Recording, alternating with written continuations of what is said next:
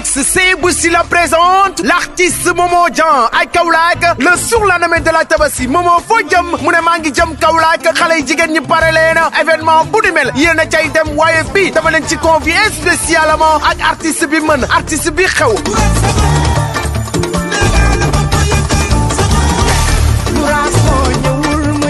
Momo Dieng après avoir explosé le COP 21 des Almadies ne nag maa ngi jëm Kaolack ñu saf-safal ko ba mu noppi xale jigéen Kaolack yëpp d'accord nañu ne Momo Dieng la ñuy xaar ndax il est le maestro de l'ambiance xale yi di yéeg di wàcc def ay sañ-sa yu baax ku ñu ko parrainé président Ahmed Benzaloun président du conseil départemental député à l'Assemblée nationale Ousseynou Diop maire de Sibassor monsieur Fallou Kébé président ASC Saloum monsieur Mbaye Ngom secrétaire général à la mairie de Kaolack Docteur Mbaye Gueye adjoint au maire monsieur Serigne Sambatal président du mouvement Sen Diaspo Sen monsieur Cheikh Kandji président du mouvement Natka monsieur Omar Gueye Saloum portable DJ Omay Avance madame Dey Abifal coordinatrice de la COJER communale waa ASC Jambar monsieur Mountaga Mboup président Alliance pour le développement de Kaolack monsieur Ibou Bambara opérateur économique président ASC Super Étoile Adja Ndour directrice administrative Marodi Momo Dieng ak waa Kaolack au cœur de ville sur la lendemain de la Tabaski ñu ne bu ne événement dañ ci rendre hommage à ASC Saloum